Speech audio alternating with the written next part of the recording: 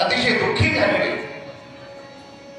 आणि बोलू लागले, लक्ष्मणा, विभीषणा, अरे माझा बंधू जर मृत्युमुखी पडला आणि मेल्याच्या नंतर मग मारुतीने कितीही औषधी आणल्या, अरे त्या औषधीला मी काय करावं रे बाबा? त्या औषधीचं पुन्हा काय काम आहे?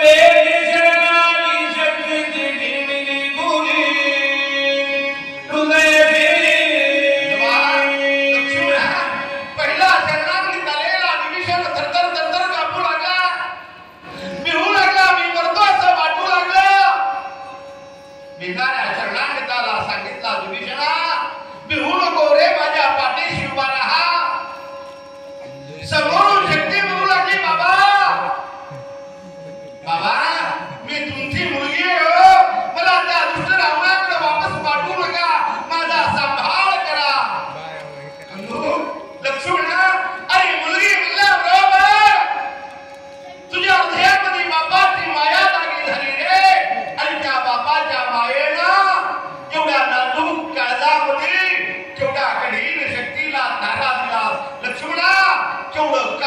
बाबा तुझं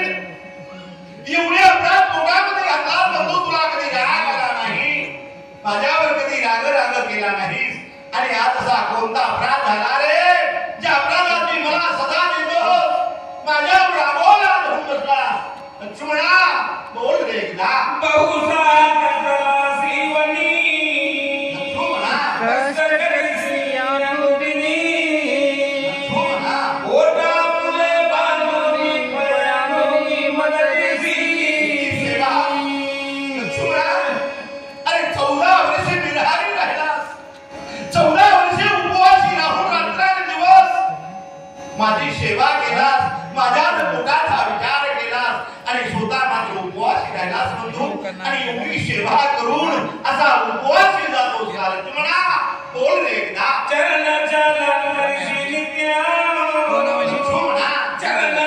झालं ना झालं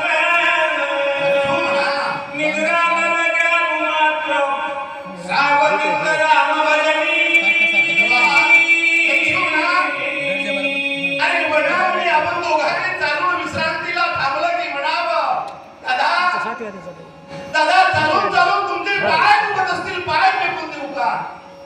दादा तुम्हाला भूक लागली असेल, फळा आणून देऊ का? दादा पाणी आणून देऊ का? अरे दादा दादा दादा म्हणत दिवसभर माझ्या भोवती फिरावं. बंधू लक्ष्मणा, अरे रात्र झाली की मी आणि सीतेनं प्रतापडीला निवांत विश्रांती घ्यावी रे, पण तू मात्र प्रतापडीच्या दारावर रात्रभर पहारा द्यावा, आम्हाला संरक्षण द्यावं, माझ्या नावाचा जप करावा, एवढी सेवा करून असा रुसून जातोस का लक्ष्मणा? बोल रे एकदा तुझे